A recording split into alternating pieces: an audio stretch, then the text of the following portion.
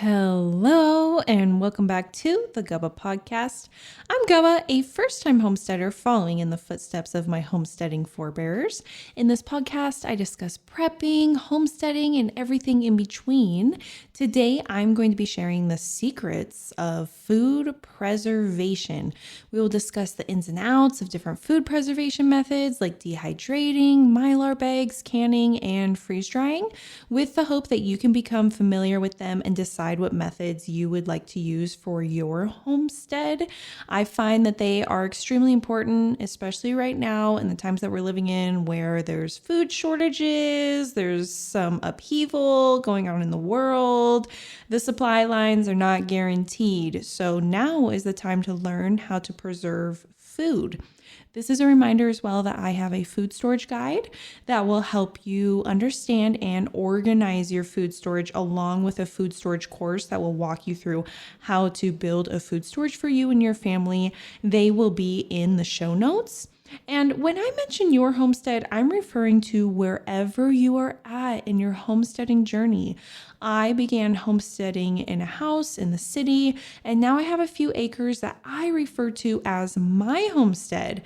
You can homestead from anywhere. And the best place to start is right in your kitchen, wherever your kitchen is, an apartment in a high rise, in another country, wherever, start in your kitchen. You do not need land to homestead. You do not need land to preserve food like our ancestors did.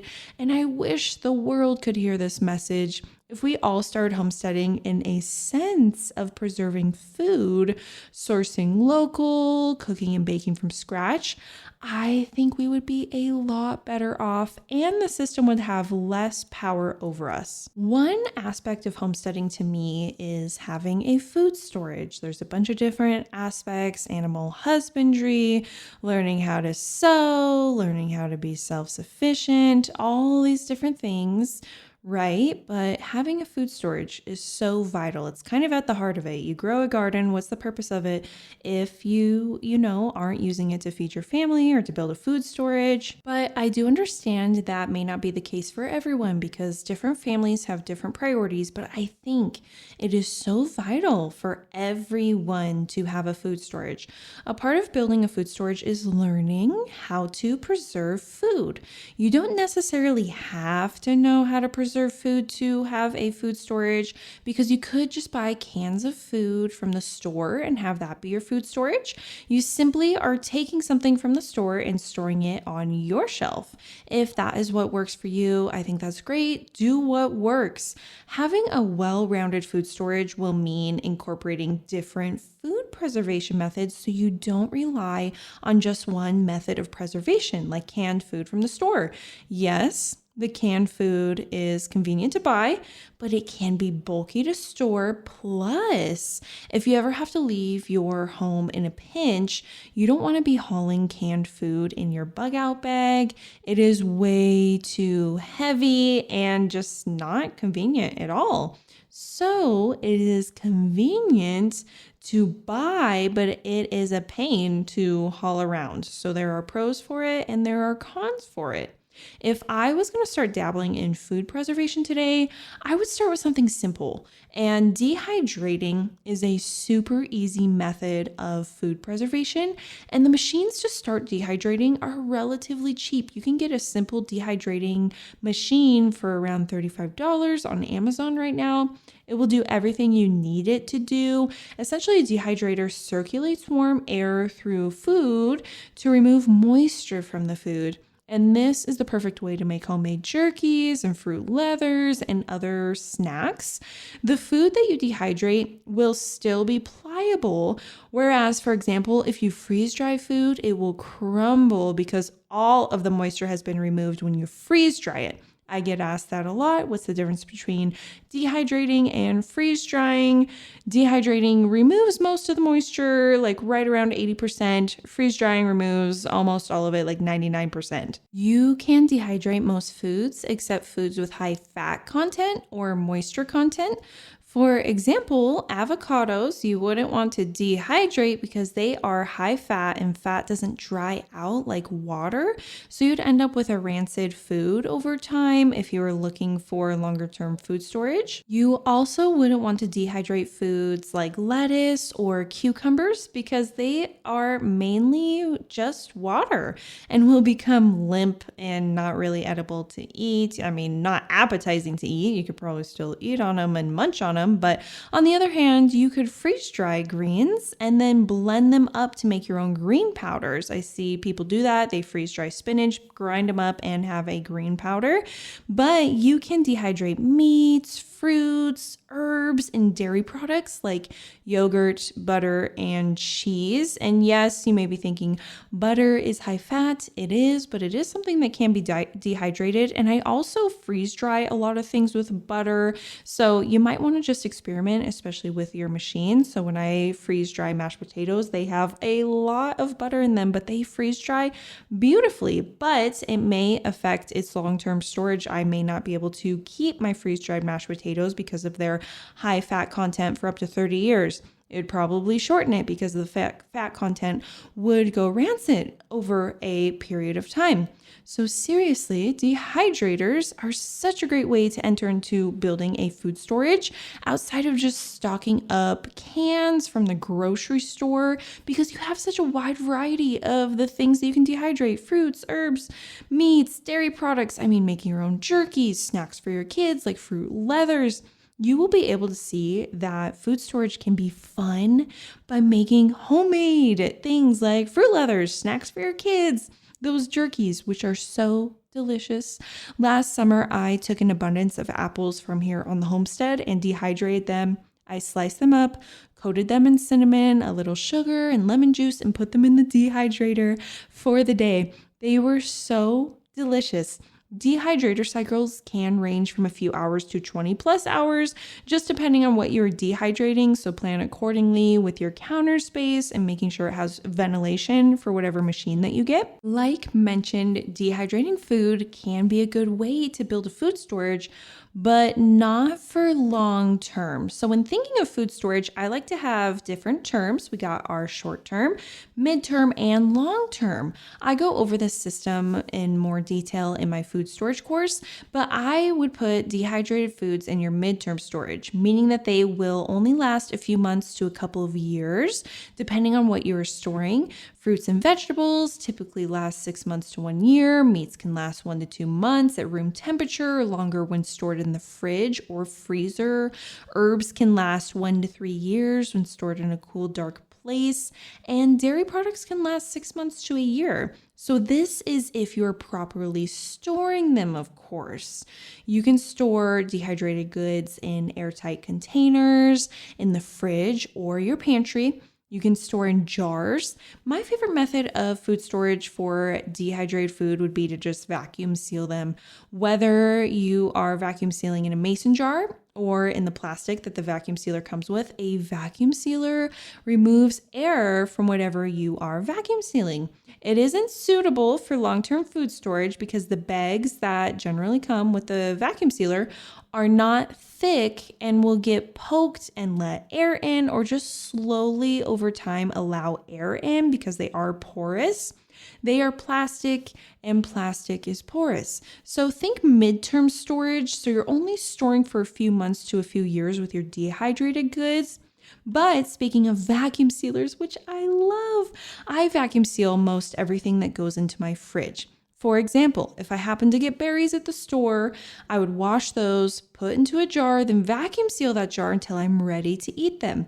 This extends the shelf life pretty well, like up to a few weeks instead of a few days, up to a few weeks. So for example, your strawberries will never go bad again in just a few days. I was constantly running into that. They were going moldy. Like as soon as you get them at the store, they go moldy. Instead, they will last for a few weeks in my experience, and I think that's pretty cool. If I open a package of bacon and I don't use all of the bacon, I will vacuum seal the remaining amount. I love vacuum sealing for food storage. It is amazing. You can vacuum seal flowers and rice and beans and so much more, essentially everything. I mean, except for liquids, You wouldn't want to vacuum seal liquids. I vacuum seal everything in my freezer because it creates so much space and allows for organization in the freezer. It is a handy tool to have around. A vacuum sealer 100% comes in handy with these different methods, so you can see you're dehydrating goods and you are vacuum sealing them to extend their shelf life and to store them. You get food in your short-term food layer like strawberries from the store. You vacuum seal them and it extends their shelf life. But I just freeze dried some onions and then I didn't vacuum seal them because freeze drying my freeze dried food goes into mylar bags. But the mylar bags take oxygen absorbers and I use the bags, the plastic bags with the vacuum sealer to vacuum seal those oxygen absorbers. So you open up the package, oxygen is immediately coming into those oxygen absorbers. You have to reseal them or else they will go bad. In order to reseal them, you have to vacuum seal them into another package so they don't continue to absorb oxygen. So you can see how the vacuum sealer really plays a role in all these different kinds of food preservation methods. And are you ready for another easy way to preserve food and make it delicious? Let's discuss pickling. I absolutely love to pickle foods. Pickling involves creating a brine out of vinegar, sugar, salt, and a variety of spices. Pickling is able to extend shelf life through the acidity of the vinegar, the salt content, and the lack of oxygen. All of these things help inhibit microbial growth in the food. I have been eating pickled peppers from my last year's garden lately, and they are amazing. The pickles you get from the store are just cucumbers submerged in a brine. Pickling is so easy. It takes little time and creates delicious shelf-stable food. I harvested those peppers 8 to 9 months ago, and they are still edible in my fridge thanks to pickling.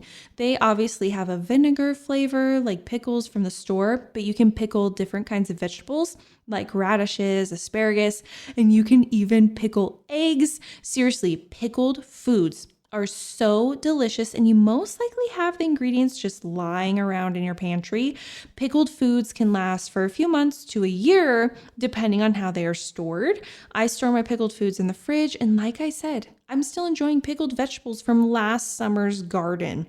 Another favorite method of food storage of mine is freeze drying. We've discussed it a little bit, but freeze drying is removing all of the moisture from a food. In contrast to dehydrating where 80 to 90% of the moisture is removed, so the food isn't suitable for long-term food storage up to 30 years, freeze drying removes 99% of the moisture from the food, making it suitable for long-term food storage.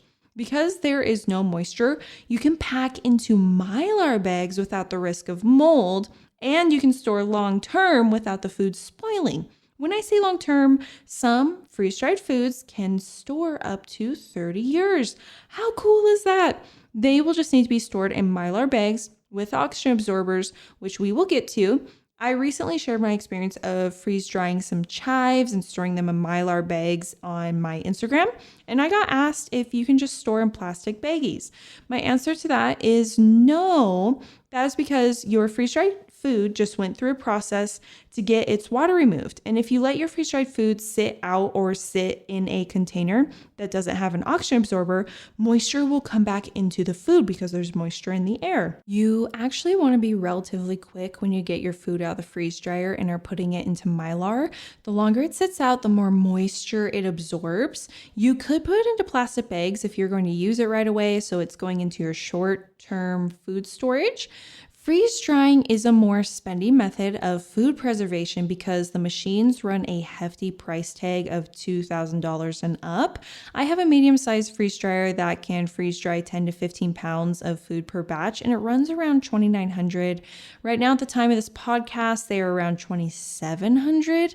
I have an entire podcast episode breaking down freeze dryers, the pros and the cons, and how to make your money back from purchasing one. I will put it in the show notes. For this episode, I will be sharing how they are beneficial to your food storage if you want to build a long-term food storage or you even enjoy camping or hunting. Freeze drying is the way to go.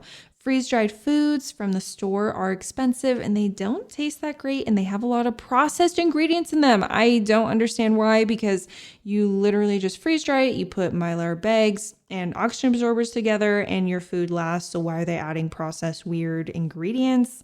Whatever. All you have to do to eat freeze-dried foods, again, is rehydrate with hot water. What is great about freeze-drying is that freeze-dried food maintain a majority of their ingredients because of the process of freeze-drying isn't as harsh as, for example, the process of canning. To get into canning, canning is the method of preserving food where you seal food in jars and then heat them to destroy microorganisms that cause food spoilage. I love canning because it makes me feel like my great grandma out on the prairie who preserved her own food and had a pantry of canned food. This is definitely a time-tested method, and I think people have been veered away from it by scaring people with botulism. Canning extends the shelf life of the food, making it safe to store for long periods without refrigeration. Think your great-grandparents who didn't have power on their homesteads, they had to eat somehow. Canning was how they preserved their harvest and stored food through the winter. Canning can be used for fruits, vegetables, meats, and even soups and sauces. I love it so much because you can make ready-to-eat meals with canning, chilies, stews, breakfast hash, and more. There are two methods of canning: water bath canning, which is suitable for high acid foods like fruits and pickles, and pressure canning, which is necessary for low acid foods like meats and vegetables. Each of these serve a different purpose to reach temperatures necessary to make sure the food is safe. Although I see old timer canners who just use water baths instead of pressure canners for their meats and vegetables. I guess there's a way to do that like great grandma, but I haven't. I have the individual pressure canner and water bath canner. Canned food actually lasts indefinitely. Did you know that? It's so cool. As long as it is canned properly. Keep in mind, though, that over time the food will degrade and texture will change. So that chili that you canned last week may not be the same chili in 30 years. Although it would be technically safe to eat if there is no damage to the jar or growth activity on the food like mold. If there is any damage to the lid, jar, or there is bubbling and activity inside of the jar, it is not safe to eat and you will want to throw it away. Canning is like mylar bags and oxygen absorbers in a way because they both give you the ability to store foods indefinitely. Mylar bags are thick, light-proof, metallic-like bags that you can store food in long term. The way you get the food to store long term, like 30 years, is by adding the appropriate size oxygen absorber for whatever you are storing. In my food storage guide, I have a section breaking down what size of oxygen absorber you need for different kinds of food. These bags are known for their strength and durability, puncture resistance, and ability to provide a barrier against moisture, oxygen, light, and odors. All of these things will kill your food storage. So mylar bags are impeccable at keeping your food storage strong. The only thing I've learned that they are not resistant to is pests like mice. They can chew through the mylar and ruin your food storage that you have stored. If you have the chance of mice, store your mylar bags in 5-gallon buckets with gamma lids. These will keep the mice out. All of my freeze-dried foods I store in mylar bags with oxygen absorbers. You can also store things like wheat berries and noodles in mylar bags to extend their shelf life as well. They are pretty versatile in what kinds of foods you can store in them and how long they keep. With mylar bags, though, you cannot store foods that are filled with moisture directly in the mylar, like fruits or vegetables, or just pouring milk in there. Don't do that. Like, you definitely couldn't just put a cucumber in there with an oxygen absorber and let it be. Oh, that'd be a disaster. Your food will go bad no matter the amount of oxygen absorbers if you are storing moist food like that. Foods with high fat content also cannot be stored in mylar, similar to how they are more difficult to dehydrate and freeze dry. The fat will go rancid over time in storage. Any foods that require refrigeration are not suitable for your mylar bags unless they're freeze dried. Okay, once you freeze dry them, get the moisture out, they're suitable. You want to store foods that are dry, like pasta or rice, or that have had their moisture removed, like foods that have been freeze-dried. Mylar bags seem intimidating because you need to know the appropriate size and amount of oxygen absorbers that you need to add based on the size of the bag and what you are storing. So, for example, pasta would require more oxygen absorbers than something like pancake mix. Pasta would have more oxygen due to the pockets in the pasta, whereas the pancake mix is packed together. I promise once you start working with the bags and you will discover what size of bags you like and what works for you and your family and your storage space. I do 5-gallon sized mylar bags for my 5-gallon buckets and 2000 cc to 2500, so 2500 cc of oxygen absorbers for most things. Then I do a typical gallon size bag and do about 400 cc for that. Again, you will have to adjust based on your food, but there's a ballpark and you will get used to it the more that you practice with it.